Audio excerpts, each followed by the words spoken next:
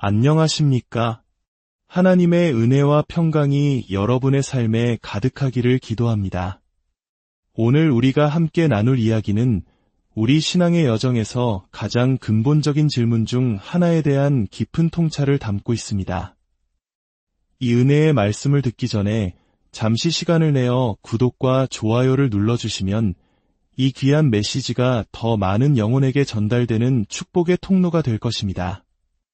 여러분의 작은 섬김에 하나님의 평강이 함께하기를 기도합니다. 자, 그럼 시작해볼까요? 질문을 하나 드리겠습니다. 여러분, 율법 아래에서 거룩한 열매를 맺을 수 있을까요? 성경은 단호하게 아니오라고 말합니다. 우리가 율법에 대하여 죽었을 때, 바로 그때 비로소 열매를 맺을 수 있습니다. 여기서 중요한 것은 우리가 율법에 대해 죽으려고 노력하는 것이 아니라는 점입니다. 우리는 이미 죽었습니다. 예수 그리스도께서 십자가에서 돌아가셨을 때 그분 안에서 우리 또한 율법에 대하여 죽은 것입니다. 이것은 우리가 붙잡아야 할 영적 진리입니다.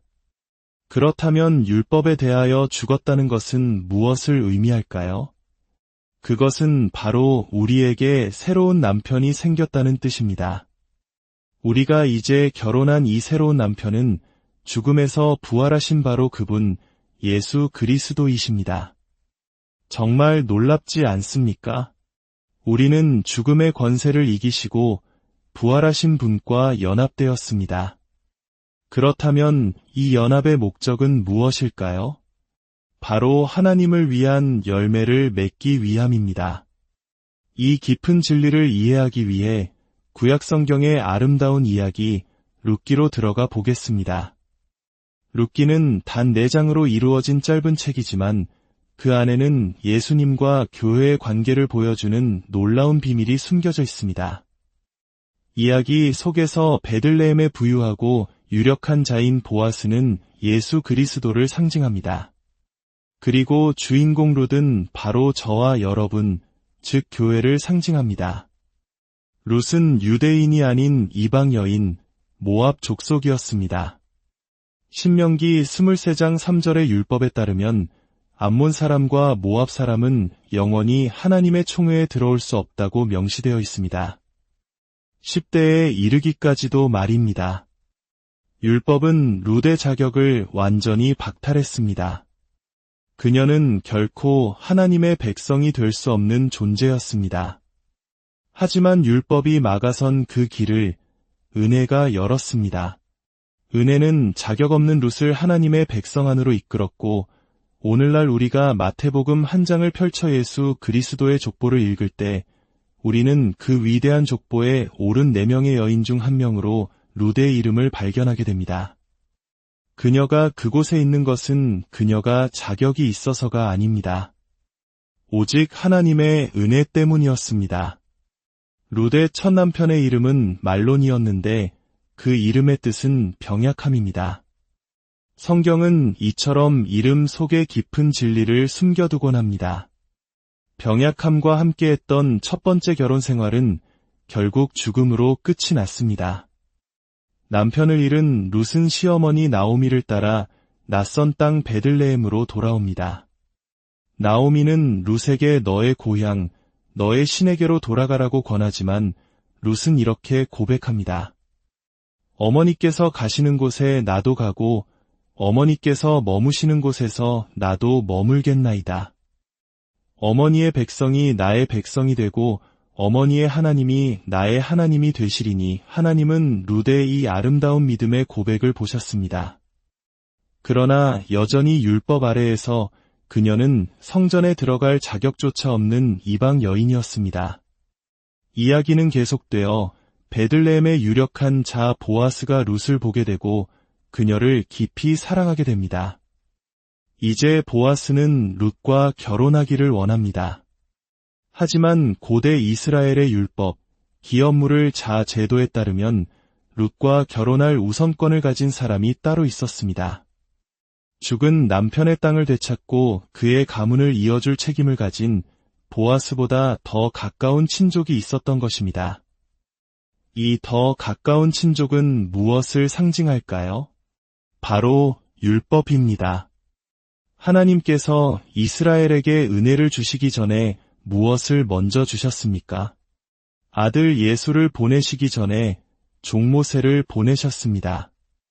은혜가 오기 전에 율법이 먼저 왔습니다. 따라서 율법은 우선권을 가집니다. 보아스는 율법을 상징하는 그 이름 없는 친족에게 가서 묻습니다. 당신이 말론의 땅을 무르겠습니까? 처음에 그는 내가 무르겠다고 대답합니다. 땅을 얻는 것은 좋은 일이니까요. 하지만 보아스는 덧붙입니다. 당신은 그 땅을 살 뿐만 아니라 죽은 자의 아내인 모압 여인 룻도 아내로 맞이하여 죽은 자의 이름이 그의 기업에서 끊어지지 않게 해야 합니다. 이 말을 듣자 그는 망설입니다. 율법을 상징하는 그는 말합니다. 그렇게 하면 내 기업에 손해가 될까 하여 나를 위하여 무르지 못하겠노라. 율법은 완전해야 합니다. 율법은 흠이 없는 것만 받아들입니다. 이방 여인, 율법 아래서 자격 없는 여인을 아내로 맞는 것은 율법의 완전함에 흠집을 내는 일이었습니다. 율법은 그녀를 구원할 수 없었습니다. 결국 그는 자신의 권리를 포기하는 증표로 신을 벗어 보아스에게 줍니다. 이것은 이제 이 땅을 밟을 권리가 당신에게 있습니다. 라는 의미입니다. 더 이상 율법은 우리를 짓밟을 권리가 없습니다. 아멘. 이제 보아스는 기쁨으로 룻을 아내로 맞이합니다. 율법이 할 수 없었던 일을 은혜가 이룬 것입니다. 그리고 룻은 임신하여 아들을 낳으니 그의 이름은 오벳입니다. 오벳은 이새를 낳고 이새는 다윗 왕을 낳습니다. 이렇게 룻은 예수 그리스도의 계보에 당당히 이름을 올리게 됩니다. 이 이야기는 교회가 율법이 아닌 오직 은혜로 구원받았음을 보여주는 한 폭의 그림과 같습니다. 율법은 우리를 도우려고 스스로를 굽힐 수 없습니다. 만약 율법이 휘어진다면 그것은 더 이상 율법이 아니기 때문입니다. 십계명을 10개의 고리로 연결된 쇠사슬에 비유해 봅시다. 이 쇠사슬 전체를 끊어지게 하려면 몇 개의 고리를 부숴야 할까요? 단 하나입니다. 고리 하나만 끊어져도 전체는 무너집니다. 야고보서 2장 10절은 말합니다. 누구든지 온 율법을 지키다가 그 하나를 범하면 모두 범한 자가 되나니 어떤 이들은 율법을 거룩함을 이루는 도구로 사용해야 한다고 말합니다. 하지만 우리가 단 하나라도 어긴다면 우리는 여전히 우리 자신 안에 있는 어떤 선함을 의지하고 있는 것입니다. 그러나 우리의 선함은 예수 그리스도이십니다. 하나님은 더 이상 우리를 우리 자신으로 보시는 것이 아니라 예수 그리스도 안에서 그분을 통해 우리를 보십니다. 이것이 우리의 새로운 정체성입니다. 우리는 그리스도의 몸을 통해 율법에 대하여 죽임을 당했습니다. 이는 우리가 다른 이, 곧 죽은 자 가운데서 살아나신 이에게 가서 하나님을 위하여 열매를 맺게 하려 함입니다. 여기서 핵심은 열매를 맺는 방법에 관한 것입니다. 이것은 칭의나 정죄에 관한 논쟁이 아닙니다. 로마서의 앞부분에서 이미 다룬 주제입니다. 여기서의 쟁점은 어떻게 거룩한 삶의 열매를 맺을 수 있는가 하는 것입니다. 다시 묻겠습니다. 율법 아래에서 열매를 맺을 수 있습니까? 없습니다.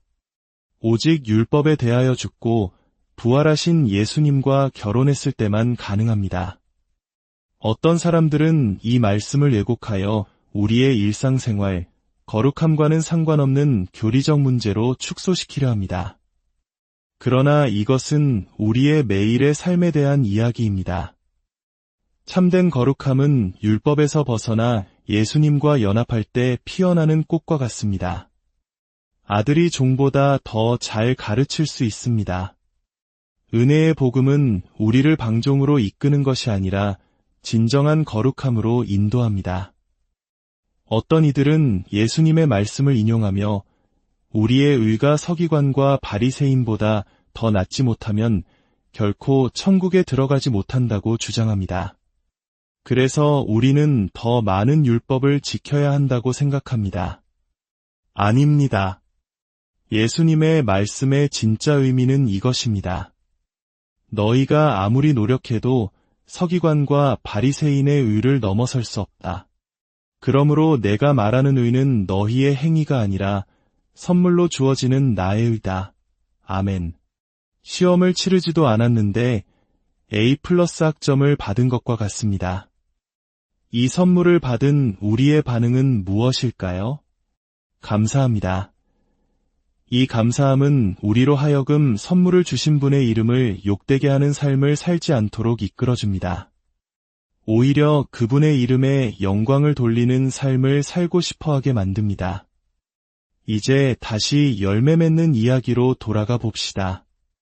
아브라함과 사라의 이야기를 기억하십니까? 아브라함이 거의 100세, 사라가 90세였을 때 주님께서 그들을 찾아오셨습니다.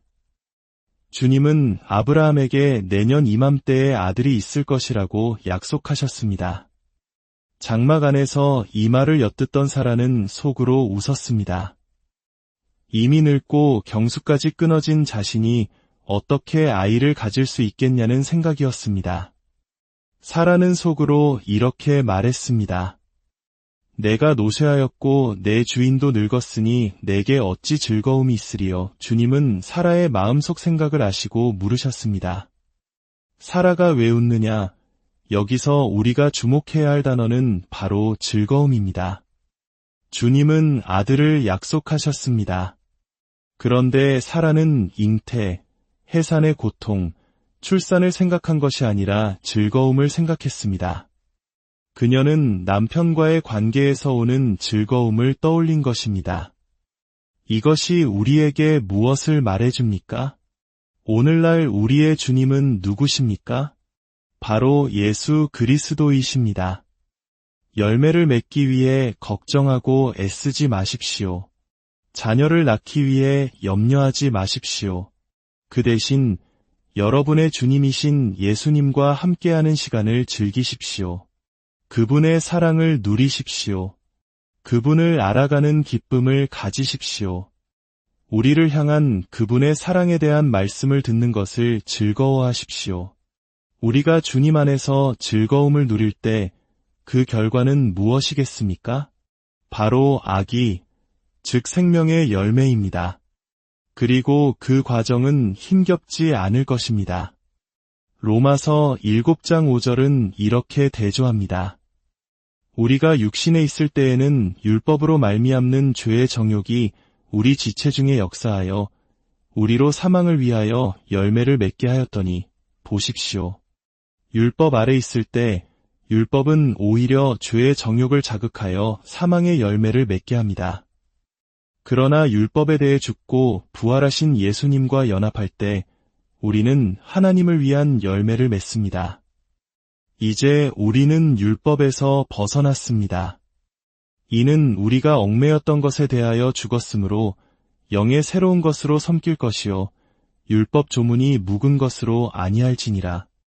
어떤 이들은 우리가 죽은 율법이 제사법이나 정결법 같은 의식법이라고 주장합니다. 그러나 문맥은 분명히 말합니다. 바울은 율법으로 말미암지 않고는 내가 죄를 알지 못하였으니 곧 율법이 탐내지 말라 하지 아니하였더라면 내가 탐심을 알지 못하였으리라 라고 말합니다.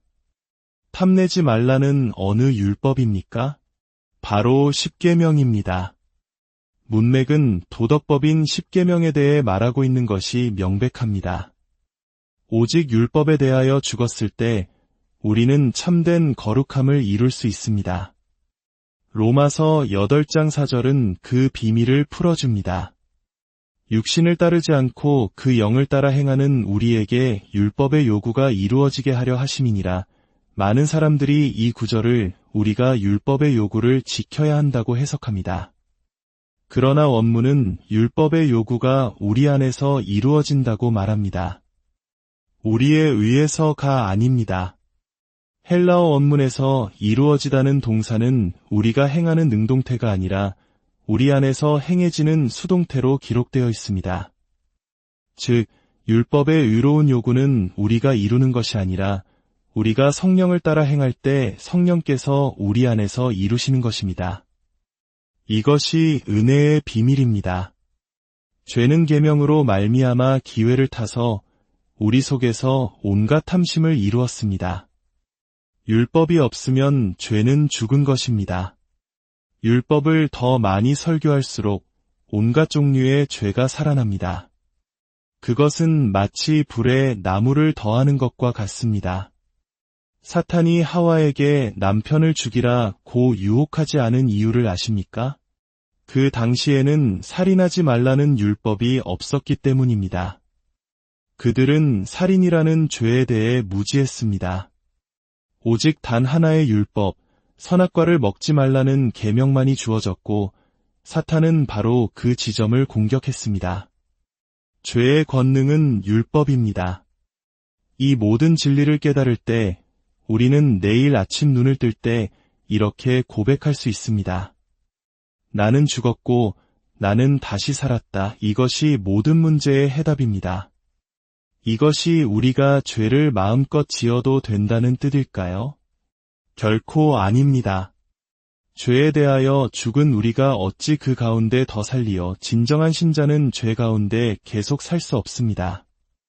왜냐하면 우리는 죽었고 부활했기 때문입니다. 죄는 우리 앞에 있는 것이 아니라 우리 뒤에 있습니다.